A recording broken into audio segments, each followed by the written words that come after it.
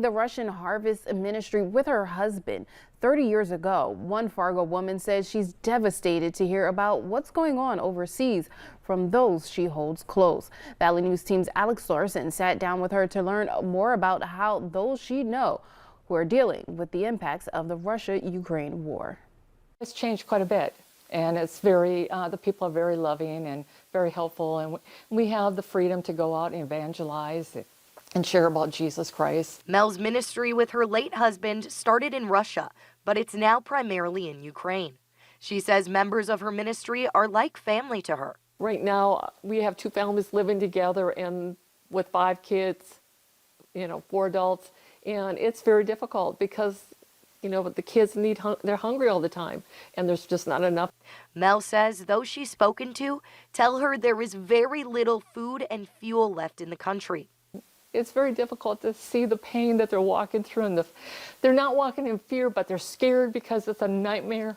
Never thought that they would have to live through something like this in their lifetime, and their kids are scared. Those she knows are in shelters or living underground, and some have been able to escape to neighboring countries. They're fighting. Even some of the guys from our churches are signing on voluntarily because they want to fight for their city, they want to fight for their nation.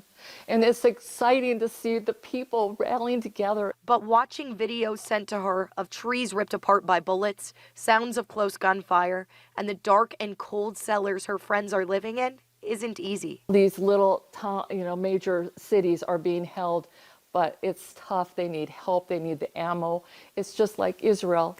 They were down to the last bullet, and then their enemies turned, so that's what we're believing. She says the damage done to the cities is irreversible. It's hard to see that it's being bombed and everything else.